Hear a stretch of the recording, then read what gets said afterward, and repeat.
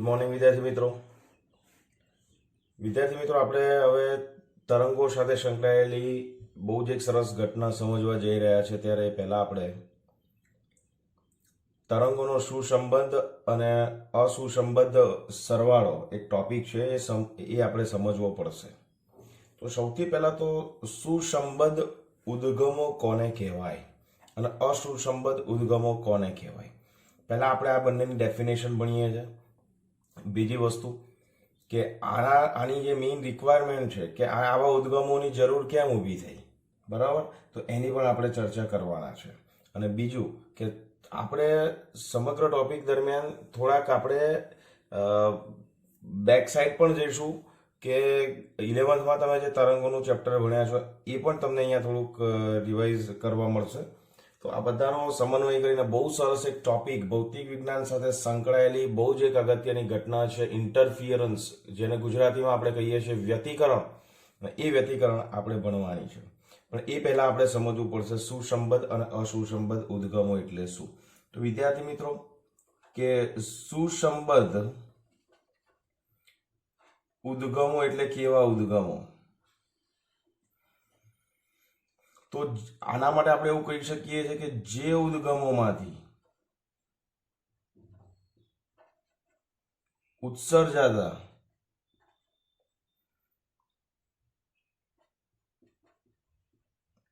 તરંગોની કળા સમાન હોય, અથવા તો આપણે એવું પણ કહી શકીએ છીએ કે તેમની વચ્ચે નો પ્રારંભિક કળા તફાવત અચળ રહેતો હોય,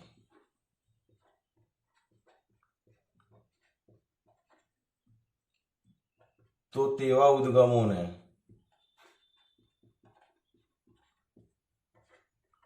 સુસંબંધ ઉદ્ગમો કહેવાય. હવે તમને એવું થશે કે સાહેબ આ લખી તો નાખ્યું, યાદ પણ રાખી લઈશું, પરીક્ષામાં પૂછાશે તો લખી બી નાખીશું, પણ કઈ બહુ મજા આવી નહીં કે આવા ઉદ્ગમો ની કળા સમાન હોય એ ખબર કેવી રીતે પડે. તો હજુ જુઓ, હજુ તો વાર છે. તો અસુસંબંધ ઉદ્ગમો, સંબદ્ધ ઉદ્ગમો, એની ડેફિનેશન્સ આનાથી ઓપોઝિટ હોય, બરાબર. આની ડેફિનેશન કેવી હશે? આના કરતા ઓપોઝિટ હશે. શું હશે આની? બોલો, અસુસંબંધ ઉદ્ગમોની ડેફિનેશન શું આપી શકશો? તો કે જે બે ઉદ્ગમોમાંથી ઉત્સર્જાતા તરંગોનો કળા તફાવત સમયની સાપેક્ષે બદલાતો હોય, રાઈટ. સો જે ઉદ્ગમોમાંથી ઉત્સર્જાતા તરંગો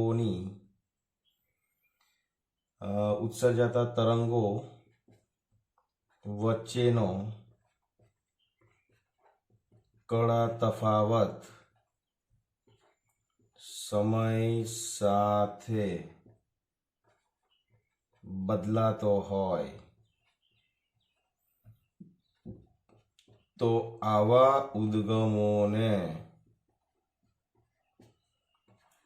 અસુસંબંધ ઉદ્ગમો કહેવાય. તમને એવું થયું સર પણ આ ઉદ્ગમોને, હા બરોબર સમજી ગયા, કળા સરખી હોય, કળા અચળ રહેતી હોય, કળા તફાવત શૂન્ય હોય, બધું સુસંબંધમાં, અને કળા તફાવત સમય સાથે બદલાતો હોય તો અસુસંબંધ. પણ આને કરવાનું શું? તો વિદ્યાર્થી મિત્રો હવે જઈએ છીએ આપણે આ ઉદ્ગમો જે છે, ઉદ્ગમો કેવી એપ્લિકેશન્સ, આ ઉદ્ગમો પર આધારિત એપ્લિકેશન્સ કેવી હોય, આવા ઉદ્ગમો હોય તો શું થાય ને આવા ઉદ્ગમો હોય તો શું થાય, એ સમજવા માટે તમારે સૌથી પહેલા આ વસ્તુને સમજવી પડશે. જોજો ધ્યાનથી વિદ્યાર્થી મિત્રો, આ બહુ શાંત પાણી છે એવું સમજો, શાંત પાણી છે, રાઈટ. હવે તમને એ તો ખબર જ છે કે શાંત પાણી હોય અને એમાં વચ્ચે એક પથ્થર કે કાંકરી એકદમ હલકી વસ્તુ પણ આની ઉપર પડશે ને તો પણ શું થશે? ગોળાકાર તરંગો ઉત્સર્જિત થશે, જેને આપણે જલ તરંગો કહી શકીએ છીએ, બરાબર. તો આ એક શાંત પાણી છે. શાંત પાણીમાં આપણે અહીંયા ગાડી આ બિંદુ પાસે સમજો કે આ બિંદુ પાસે અને એક બીજું બિંદુ આ છે, આ બંને બિંદુ એમાંથી આ બંને બિંદુ પાસે એક પથ્થર આપણે અહીંયા આગળ પડતો મૂકીએ તો શું થશે? તો કે પોતાનામાંથી ગોળાકાર તરંગો ઉત્સર્જિત થશે ને આ ગોળાકાર તરંગો છે એ કેવા થશે? મોટા પડ થશે. ક્લિયર છે ને? તો હવે સમજો, આપણે એક એવી વ્યવસ્થા ઊભી કરીએ છીએ કે આ બંને બિંદુ પાસે એક સરખા સમયગાળામાં અહીંયા વિક્ષોભ ઉત્પન્ન કરી શકાય. એટલે આપણે શું કરીએ છીએ, અહીંયા ગાડી એક સળિયો, એક ઊભો સળિયો અહીંયા એક આ રીતે મૂકીએ છીએ, એક બીજો ઊભો સળિયો આપણે અહીંયા આ રીતે મૂકીએ છીએ. અને આ જે સળિયો છે ને એ આ રહ્યો, વિદ્યાર્થી મિત્રો સમજવા માટે આ રહ્યો. અને આપણે હવે શું કરીશું, ઉપરથી એવી વ્યવસ્થા કરીશું કે એ સળિયો એક ચોક્કસ સમયગાળાના અંતરે આ રીતે દોલનો કરે પાણીમાં. તો શું થશે? દરેક વખતે જે બિંદુ પાસે સ્પર્શશે ત્યાં આગળ ગોળાકાર તરંગ ઉત્સર્જિત થશે. તો જો આના ગોળાકાર તરંગ બતાવું છું, જોજો હમણાં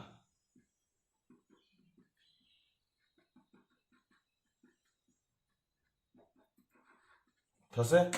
એ જ રીતે વિદ્યાર્થી મિત્રો, આ જે છે ને એ આપણું S1 ઉદ્ગમ છે અને આ જે છે આપણું S2 ઉદ્ગમ છે. તો જે સમયે S1 ને આપણે દોલનો કરાવીએ છીએ એ જ રીતે S2 ને પણ આ પાણીની અંદર આમ દોલનો કરાવીએ છીએ. સળિયો પાણીમાં છે ને, આનો મતલબ આ કેવી વ્યવસ્થા છે? શાંત પાણીમાં એક સળિયો અંદર જાય બહાર આવે, અંદર જાય બહાર આવે, અંદર જાય બહાર આવે, એવું થાય છે. તો એ દરેક વખતે શું કરશે? પોતાનામાંથી ગોળાકાર તરંગોનું ઉત્સર્જન કરશે. જુઓ તમે ધ્યાનથી શું થઈ રહ્યું છે.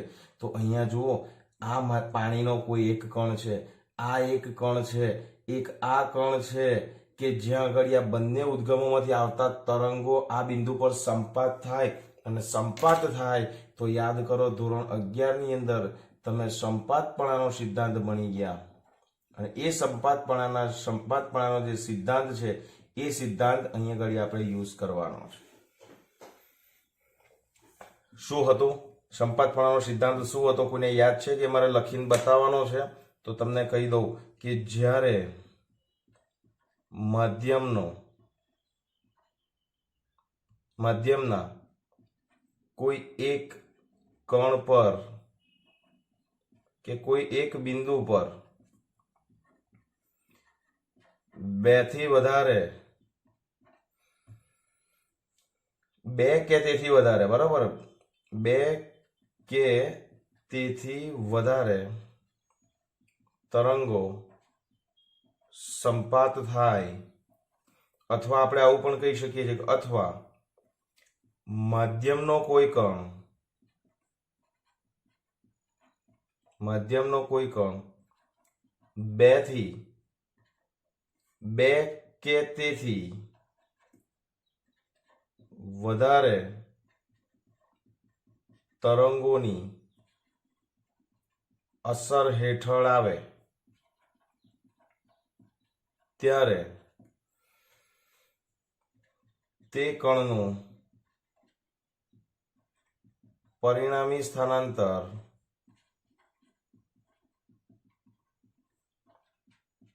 પ્રત્યેક તરંગ વડે ઉદ્ભવતા સ્વતંત્ર સ્થાનાંતરના, યસ, કોણ બોલ્યું? યસ, એક્ઝેક્ટલી, સ્વતંત્ર સ્થાનાંતરના સદિશ સરવાળા બરાબર હોય છે. એક્ઝેક્ટલી, ફાઇન, બહુ જ પરફેક્ટ. તો જ્યારે આ S1 ઉદ્ગમ, જ્યારે અહીંયા હવે સમજો કે S1 અને S2 બેવ સાથે એક રીતે એક સાથે આ રીતે એક સાથે આવશે, આ રીતે, બરાબર. તો બંનેમાંથી ઉત્પન્ન થતા તરંગો, તો જો આ બંને ઉદ્ગમો છે ને એમની કળા સમાન હશે ને તો બંને સુસંબદ્ધ ઉદ્ગમો તરીકે વર્તશે. પણ આવી રીતે હોય, આ એક ફાસ્ટ થાય અને એક આ ધીરે ધીરે થાય, આ એકદમ ફાસ્ટ થાય ને આ ધીરે ધીરે થાય, તો બંને સમાન કળામાં નહીં હોય તો અસુસંબદ્ધ ઉદ્ગમો એ બનશે. અને જો જ્યારે સમાન કળામાં હશે ત્યારે સુસંબદ્ધ ઉદ્ગમો બનશે. અને આ સંપાતીકરણને કારણે સંપાતીકરણને કારણે શું થશે? તો કે આ સંપાતપણાનો સિદ્ધાંત અહીંયા અહીંયા પણ લાગુ પડે છે, આ બધા બિંદુએ સંપાતપણાનો સિદ્ધાંત લાગુ પડે છે. જ્યાં જ્યાં બંને તરંગો એકબીજાને છેદે છે ને જે બિંદુ પાસે, ત્યાં આગળ સંપાતપણાનો સિદ્ધાંત લાગુ પડે છે વિદ્યાર્થી મિત્રો. ક્લિયર ક્લિયર થાય છે અહીંયા સુધી? અને એને કારણે આ બંને બિંદુ પાસે જે બિંદુ અહીંયા હશે ત્યાં કણનું સ્થાનાંતર ચેન્જ થઈ જાય છે. પરિણામે એ બિંદુ પાસે પ્રકાશ, જો આ પાણીમાં ઉત્પન્ન થતા તરંગો છે, પણ જો આ પ્રકાશના તરંગો હોય તો આવા બિંદુ પાસે ઘણી વખત પ્રકાશની તીવ્રતા મેક્સિમમ થઈ જાય છે અથવા તો મિનિમમ થઈ જાય છે, મિનિમમ શૂન્ય થાય છે. ત્યારે એની સાથે સંકળાયેલી ઘટના ઉત્પન્ન થાય છે અને એને નામ આપ્યું છે આપણે વ્યતિકરણ. રાઈટ? તો જ્યારે સુસંબદ્ધ ઉદ્ગમો હશે ત્યારે તીવ્રતા મહત્તમ થાય અને મહત્તમ તીવ્રતા થાય ત્યારે ઉત્પન્ન થતી જે વ્યતિકરણ છે એ આપણું સહાયક વ્યતિકરણ છે. બરાબર? અને જો આપણા ઉદ્ગમો અસુસંબદ્ધ હશે તો એનો મતલબ કે બંને ઉદ્ગમોમાંથી ઉત્સર્જાતા જે તરંગો છે એમની કળા સમય સાથે બદલાશે તો એ વખતે જે તીવ્રતા છે પ્રકાશની એ ન્યૂનતમ થાય છે. ન્યૂનતમ એટલે કેટલી થાય છે? શૂન્ય થાય છે. ત્યારે વિનાશક વ્યતિકરણ રચાય છે.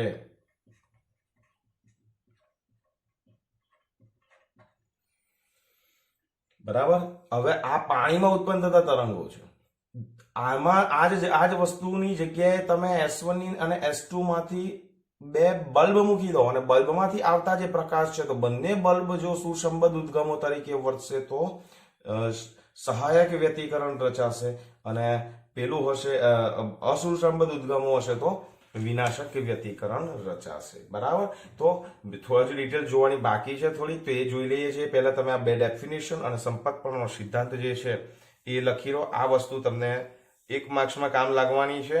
હજુ આની શરતો તારવાની બાકી છે, પણ તમે આને પોઝ કરીને લખી લો એટલે થોડીક વસ્તુ આપણે પાછી આગળ જોઈએ છીએ.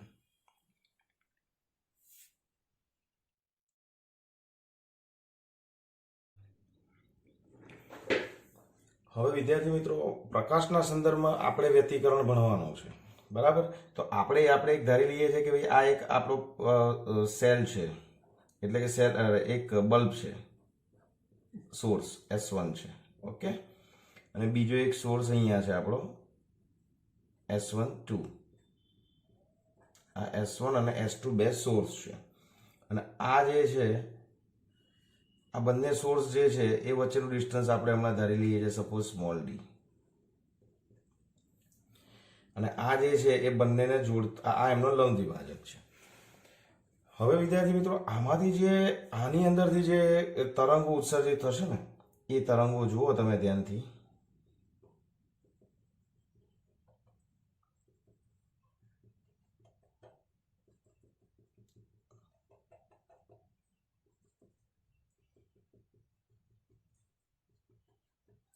આ તરંગો મેં કોના બતાવ્યા છે? હજુ S1 ના જ બતાવ્યા છે. બરાબર? S1 ના છે. હવે S2 ના બતાવું તમને.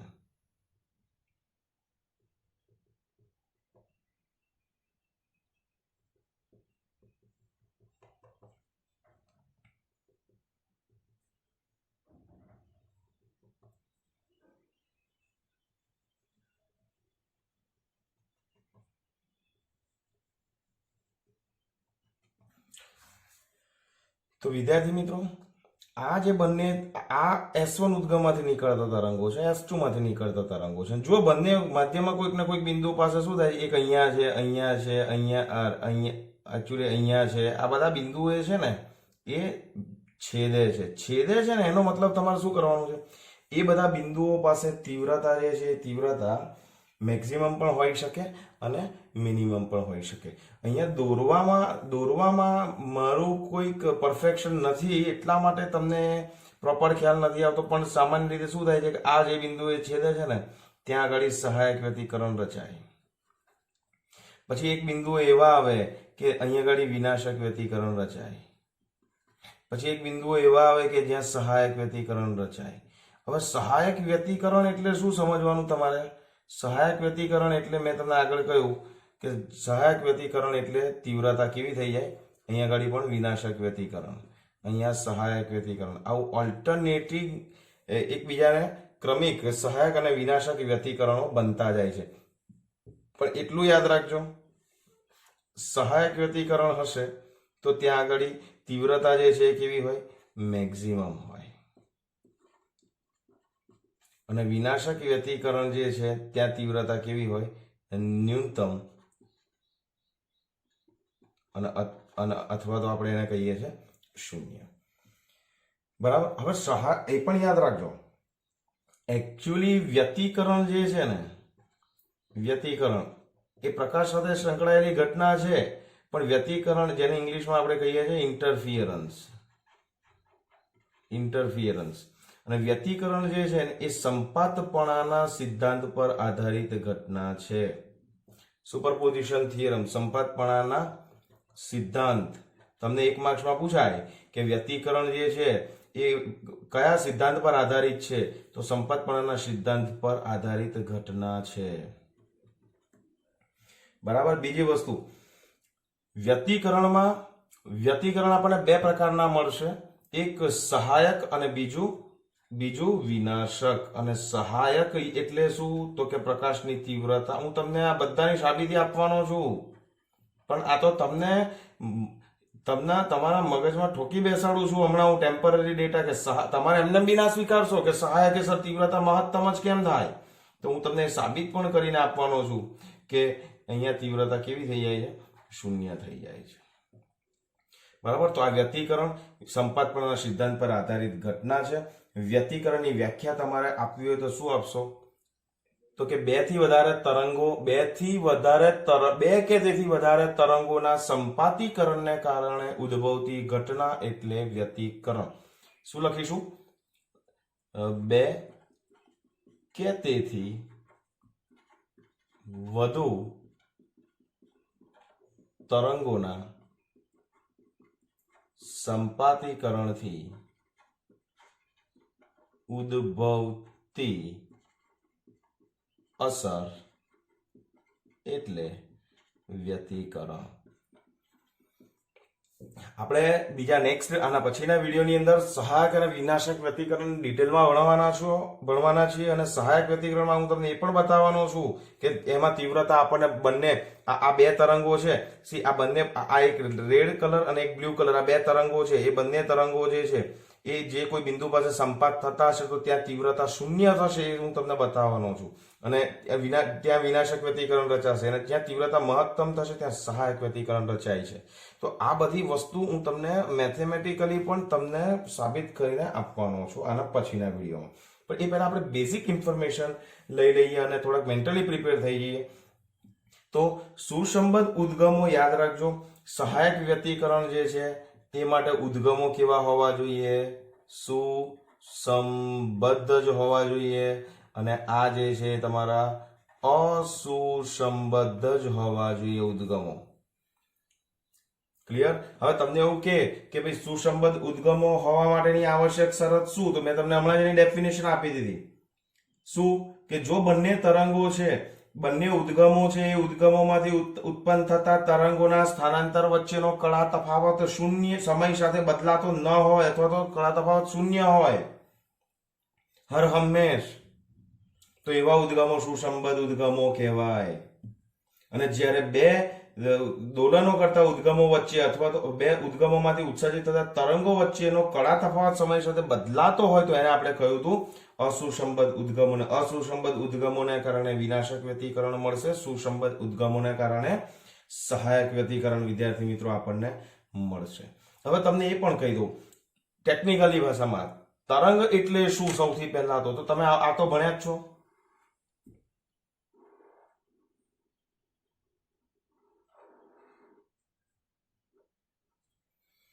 બરાબર. તો તમે આ વસ્તુ ભણ્યા છો કે તરંગો હવા હોય, તમને ખબર છે, ધોરણ 11 ની અંદર ભણી ગયા. બરાબર. તો આને આપણે શું કહીએ છીએ? શૃંગ કહીએ છીએ, અને આને શું કહીએ છીએ આપણે? ગર્ત કહીએ છીએ. બરાબર. તો યાદ રાખો, જ્યારે સહાયક વ્યતિકરણ રચાશે, યાદ રાખજો, જ્યારે સહાયક વ્યતિકરણ રચાશે ત્યારે જ્યારે સહાયક વ્યતિકરણ રચાશે ત્યારે બંને તરંગો, આમાંથી નીકળતા બંને તરંગો આ રીતના છે એવું સમજો તમે. પ્રકાશના તરંગો છે, લંબગત તરંગો છે, એટલે શૃંગ ગર્ત વાળા તરંગો જ છે. બરાબર. તો એક વસ્તુ એ ક્લિયર કરી લેજો કે અહીંયાથી જે તરંગ નીકળે છે એ પણ આમાં જ નીકળે છે, અને અહીંથી નીકળતું તરંગ પણ આમાં જ નીકળે છે. તો જ્યારે બે તરંગો, આમાંથી નીકળતું તરંગ અને આમાંથી નીકળતું તરંગ જ્યારે કોઈ બિંદુ પર સંપાત થાય ત્યારે જો એ બિંદુ પાસે એક તરંગના શૃંગ પર બીજા તરંગનું શૃંગ, સમજ્યા? શૃંગ પર શૃંગ અથવા એકના ગર્ત ઉપર બીજાનું ગર્ત જ જો સંપાત થાય તો સમજી લેજો ત્યાં તીવ્રતા મહત્તમ જ હોય, અને તીવ્રતા મહત્તમ હોય તો સહાયક વ્યતિકરણ જ રચાય.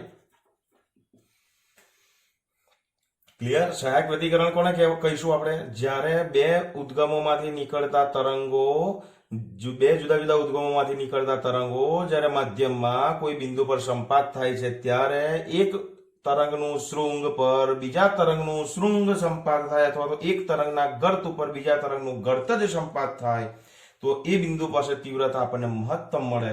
અને તીવ્રતા મહત્તમ મળે તો એ યાદ રાખો કંપ વિસ્તાર પણ મહત્તમ જ મળે.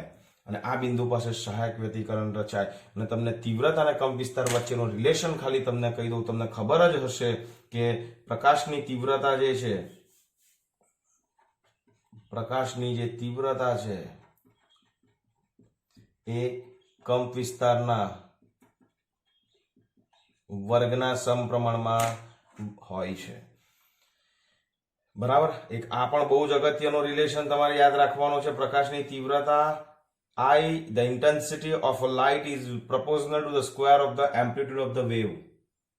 બરાબર. પ્રકાશની તીવ્રતા તેના કંપ વિસ્તારના વર્ગના સમપ્રમાણમાં હોય છે. હવે યાદ રાખો, બે તરંગ આપાત થાય. દાખલા તરીકે આ બિંદુ છે, આ બિંદુ પર એક તરંગ આવ્યું, અહીંયાથી એક તરંગ આવ્યું, અને એ જે તરંગ છે એ આ શૃંગ આપાત થાય તો બીજાનું પણ શૃંગ જ આપાત થાય, તો સમજી લેવાનું કે ત્યાં તીવ્રતા મહત્તમ થાય. ગર્ત ઉપર ગર્ત થશે તો પણ તીવ્રતા મહત્તમ જ મળશે, તો સહાયક વ્યતિકરણ જ રચાય.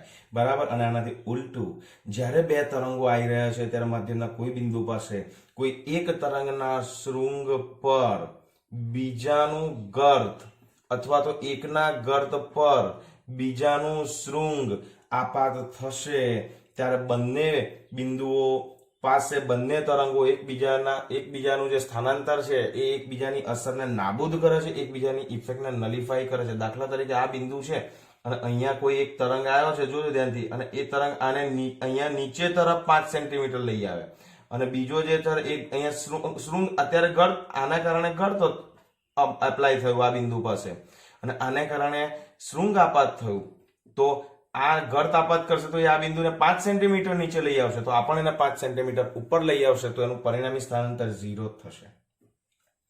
બરાબર. એનો મતલબ એ કે એકબીજાની ઇફેક્ટને શું કરે છે? નાબૂદ કરે છે, નલિફાઈ કરે છે. આવા બિંદુ પાસે તીવ્રતા કેવી હોય? શૂન્ય હોય. અને આવા બિંદુ પાસે તીવ્રતા શૂન્ય હોય તો ત્યાં કયું વ્યતિકરણ રચાશે? વિનાશક વ્યતિકરણ રચાશે. મિત્રો, વિડીયો તમારે 2 વખત જોવાનો છે, કારણ કે હવેના વિડીયોની અંદર જે ક્વેશ્ચન્સ આપણે જોવાના છે, વ્યતિકરણની જે આપણે સહાયક વ્યતિકરણ અને વિનાશક વ્યતિકરણની જે આપણે શરતો તારવવાના છે, એ શરતો માટે યાદ રાખજો. તમે લોકો યાદ રાખજો, આ વસ્તુ બેઝિક છે જેની તમારે જરૂર પડવાની છે. હું જે બ્લોગ કરું છું તે આટલી વસ્તુ આપણને ખૂબ જરૂર પડવાની છે. બરાબર. અને બીજી વસ્તુ તમને ખબર છે કે જ્યારે માધ્યમનો કોઈ એક તરંગ પૂર્ણ કરે, એક પરિભ્રમણ પૂર્ણ કરે, એક આવર્ત પૂર્ણ કરે ત્યારે એનું કોણીય સ્થાનાંતર કેટલું થાય છે? એક પરિભ્રમણ પૂર્ણ કરે ત્યારે 360 ડિગ્રી અથવા તો 2π રેડિયન. અને યાદ કરો કે આ જે ડિસ્ટન્સ છે, આ ડિસ્ટન્સને આપણે શું કહીએ છીએ? તરંગ લંબાઈ લેમ્બડા કહીએ છીએ. બરાબર. અને તરંગ લંબાઈ અને લેમડા વચ્ચેનો રિલેશન તમને લોકોને તરંગ લંબાઈ લેમડા એ તમારો પથ તફાવત આપણો જે છે બે ઉદ્ગમોમાંથી આવતા તરંગો જ્યારે આપાત થાય છે કોઈ બિંદુ પાસે ત્યારે એમનો જે પથ તફાવત છે આપણે લેમડાના ગુણાંકમાં હોય અને કળા તફાવત જે છે એ તમારો 2π ના ગુણાંકમાં હોય. બરાબર. તો પથ તફાવત અને કળા તફાવત વચ્ચેનો રિલેશન્સ કેવી રીતે બદલાય છે એ આપણે ફટાફટ જોઈ લઈએ અને પછીના નેક્સ્ટ વિડીયો પર આપણે જવાના છીએ.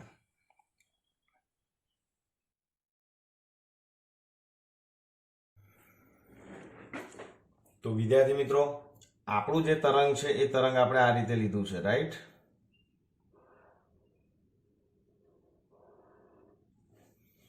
આ તરંગ ત્યારે જ ઉત્સર્જિત થાય, સમજો, અહીંયા રહેલો જે કણ છે એ કણ અહીંયા થઈ અને અહીંયા જઈને પાછો અહીંયા આવે છે ત્યારે એક પરિભ્રમણ પૂર્ણ કરે છે. ત્યારે માધ્યમનો એ જે વિક્ષોભ જે છે એણે કણોના સ્થાનાંતરની દિશાને લંબ એવી દિશામાં 2π જેટલું લેમડા જેટલું રેખીય સ્થાનાંતર કરી નાખ્યું છે. બરાબર. તો આ એક પરિભ્રમણ, આ તમારો પથ તફાવત છે. પથ તફાવત કેવી રીતે શોધીશું એ સમજાવું. દાખલા તરીકે આ S1 ઉદ્ગમ છે, આ S2 ઉદ્ગમ છે અને આ એક પડદો છે, રાઈટ? હવે S1 માંથી નીકળતું જે તરંગ છે તરંગની તરંગ લંબાઈ કંઈક હશે, આની તરંગ લંબાઈ કંઈક હશે.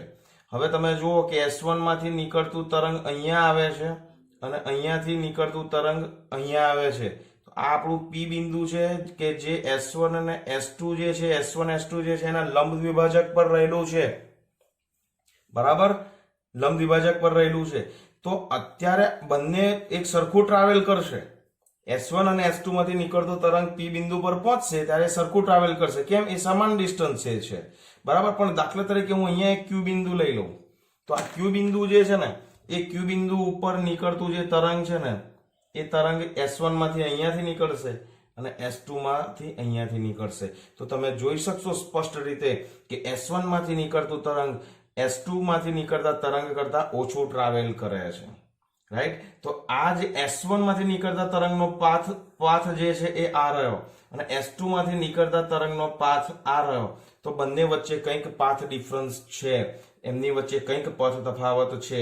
તો સપોઝ S2Q વધારે ટ્રાવેલ કરે છે તો S2Q માઇનસ S1Q કરીશું તો આપણને આ બંને ઉદ્ગમોમાંથી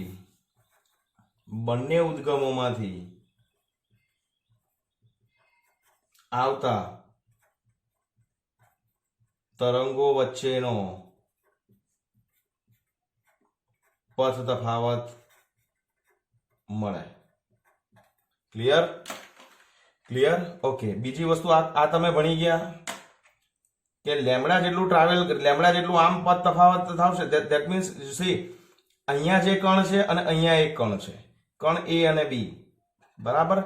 કણ A જે છે ને જ્યારે અહીંયા વિક્ષોભ ઉત્પન્ન થયો હશે ને ત્યારે કણ A એક સ્થાનાંતર પૂરું એક પરિભ્રમણ પૂર્ણ, એક આવર્ત પૂર્ણ કરી લીધું હશે. અહીંયાથી અહીંયા ગયો હશે, અહીંથી અહીંયા આવ્યો હશે, અહીંથી અહીંયા આવ્યો હશે અને પાછું અહીંયા આવીને એક પરિભ્રમણ પૂર્ણ કરી લીધું હશે. ત્યારે કણ એ એક પરિભ્રમણ પૂર્ણ કર્યું હોય તો એની કળા થઈ જશે 2π રેડિયન અને એ વખતે અહીંયાથી વિક્ષોભે લેમડા જેટલું ટ્રાવેલ કર્યું હશે ત્યારે બી બિંદુ જે છે એ બી બિંદુ શું કરે છે? ગતિની શરૂઆત કરતું હોય છે ત્યારે એની કળા જે છે એ 0 છે. તો આપણે એવું કહી શકીએ છીએ કે લેમડા અંતરે રહેલા બે કણો, કયા કણો? એ અને બી. તો લેમડા અંતરે રહેલા બે કણો વચ્ચેનો કળા તફાવત કેટલો છે? 2π રેડિયન. બરાબર. તો એકમ અંતરે રહેલા બે કણો વચ્ચેનો કળા તફાવત કેટલો થશે? That is 2π by lambda. આ જે છે આપણો કળા તફાવત થશે ડેલ્ટા. ઓકે. અને યાદ રાખજો, કળા તફાવત એટલે કોણીય સ્થાનાંતર છે જે રેડિયનમાં જ હોય, 2π ના ફોર્મેટમાં જ હોય અને પથ તફાવત જે છે અંતર મીટર સેન્ટીમીટરના ફોર્મેટમાં જ હોય ને તરંગ લંબાઈનો એકમ પણ લેમડા જ હોય. તો યાદ રાખજો, પથ તફાવત જે છે ને એ લેમડાના સ્વરૂપમાં આવશે અને કળા તફાવત જે છે એ તમારો પાઈના સ્વરૂપમાં આવશે. આ એટલા માટે કહું છું કે આની જરૂર તમને હવે પડવા જઈ રહી છે. ક્લિયર? તો કળા તફાવત અને પદ તફાવત વચ્ચેનો રિલેશન આપણે જ્યારે જોઈતો હોય ત્યારે કળા તફાવત શોધવા માટેનું ઇક્વેશન છે કે કળા તફાવત ઇઝ ઇક્વલ ટુ તરંગ સદિશ ગુણ્યા પદ તફાવત. અને 2π લેમ્બડા એ બીજું કઈ નહીં પણ તરંગ સદિશ જ છે. ધોરણ 11 માં ભણી ગયા. ધોરણ 11 માં ભણી ગયા છો.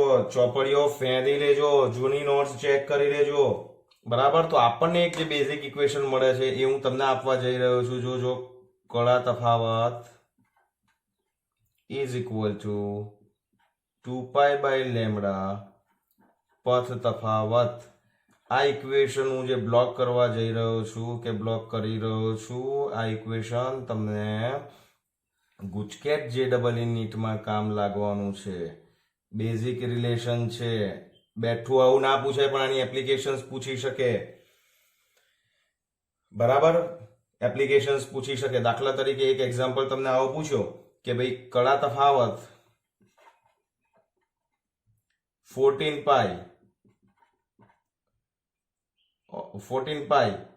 ને અનુરૂપ પદ તફાવત શોધો. તમને આવું પૂછે તો શું કરશો? તો તમારી પાસે કળા તફાવત કેટલો છે? 14π છે અને પદ તફાવત શોધવાનો છે. તો પદ તફાવતને સૂત્ર કરતા બનાવશો તો પદ તફાવત ઇઝ ઇક્વલ ટુ કળા તફાવત કેટલો છે? ધેટ ઇઝ 14π અને એના ગુણ્યા લેમ્બડા અને ડિવાઇડેડ બાય 2π. તો પદ તફાવત કેટલો આવશે? That is 7 lambda. તમે એક જ કામ કરો ને, એક લેમ્બડાને અનુરૂપ કેટલો છે? 2π. તો એક એટલે 2π એ લેમ્બડા, તો 14π એ કેટલો? તમે એ મૂકશો તો પણ ચાલશે આ શોધવા માટે. સમજ્યા? આ તમને એવું સર આ ઇક્વેશન કઈથી લાયા? એટલે ભાઈ કશે નહીં લાયા, અહીંથી જ લાવ્યો છું કે 2π એ લેમ્બડા તો 14π એ કેટલા? તો આપણને આ જ ઇક્વેશન મળે. ક્લિયર થાય છે ને? ઓકે. તો બીજો એક ઇક્વેશન તમે જોઈ લો, કરવો જ હોય તો, કે 19π આપણે 19 લેમ્બડા ને અનુરૂપ કળા તફાવત કેટલો? તો શું કરશો? તો પદ તફાવતને કળા તફાવતમાં કન્વર્ટ કરવાનું છે. તો કળા તફાવત તો આપણી પાસે છે જ ઇક્વેશન. તો that is 2π by lambda into 19 lambda. Lambda gets cancel. So કળા તફાવત જે છે ધેટ ઇઝ ઇક્વલ ટુ 38π. તમને એવું થશે કે સર આવું બધું નાનું અલ્લા, હજુ એપ્લિકેશન, આની મેઇન એપ્લિકેશન આના પછીના વિડીયોમાં આવી રહી છે. ક્લિયર? સમજમાં આવે છે? ઓકે. તો જો વ્યક્તિકરણ તમારે વ્યવસ્થિત રીતે સમજવું હોય ને વિદ્યાર્થી મિત્રો, તો આ વસ્તુ તમારે ખાસ સમજવી પડશે. કળા તફાવત ને પદ તફાવતમાંથી કળા તફાવત શોધતા તમને આવડતું હોવું જોઈએ. S1 માંથી નીકળતું તરંગ S1 ક્યુ ટ્રાવેલ કરે, S2 માંથી નીકળતું તરંગ S2 ક્યુ ટ્રાવેલ કરે. તો દેખાય છે કે S2 માંથી નીકળેલ તરંગે વધારે કાપવું પડે. કેટલું વધારે કાપવું પડે? તો કે S2q માઇનસ S1q. એને સિમ્પલ શોધવું હોય તો S1 થી આના ઉપર લંબ ડ્રો કરશો તો આ ડિસ્ટન્સ અને આ ડિસ્ટન્સ હવે સેમ થઈ ગયું. આ ડિસ્ટન્સ વધારાનું થયું. તો આ જે છે ને that is S2q minus SP. S2q minus S1q, right? આ જે ડિસ્ટન્સ છે એ તમારું S2q minus S1q, that is called path difference, પથ તફાવત. ઓકે, મજા આવી ગઈ હશે મને એવું લાગે છે. આના પછીના વિડીયોમાં તો ઓર મજા આવવાની છે, કારણ કે એ તમારા 3 માર્ક 4 માર્કમાં ક્વેશ્ચન્સ પણ પૂછાય, એક્ઝામ્પલ્સ પણ પૂછાય, પણ કંઈક ને કંઈક એના પરથી પૂછાય. તમે સમજ્યા? કારણ કે બહુ જ ઇમ્પોર્ટન્ટ ટોપિક છે વ્યતિકરણ. તો હવે આપણે જોવાના છે વ્યતિકરણનું જે બાયફર્કેશન આપણે કરેલું છે, કયું કરેલું છે, સહાયક અને વિનાશક વ્યતિકરણ. ઇંગ્લિશમાં એને કહીએ છીએ કન્સ્ટ્રક્ટિવ ઇન્ટરફિયરન્સ અને ડિસ્ટ્રક્ટિવ ઇન્ટરફિયરન્સ. તો એ સહાયક વિનાશક વ્યતિકરણો શું છે? હા, મેં તમને કમિટમેન્ટ કર્યું છે કે હું તમને પ્રૂવ કરીને આપવાનો છું કે સહાયક વ્યતિકરણ હશે ત્યારે તીવ્રતા મેક્સિમમ થાય છે અને વિનાશક વ્યતિકરણ હોય ત્યારે તીવ્રતા 0 થાય છે. એ હું તમને મેથેમેટિકલી પ્રૂવ કરીને આપવાનો છું. અને JEE નીટ માટે જનરલાઇઝ ફોર્મ્યુલા તરફ પણ હું તમને લઈ જવાનો છું. ઓકે, સો આ વિડીયો એક નહીં 2 વાર જોઈ લેજો અને નેક્સ્ટ વિડીયો જે આવે છે એને પણ જોતા રહેજો અને એની પણ રાહ જોજો. Okay, and don't forget two share and subscribe. યાદ રાખજો, મળીએ. Stay safe, stay care, take care. જય શ્રી કૃષ્ણ.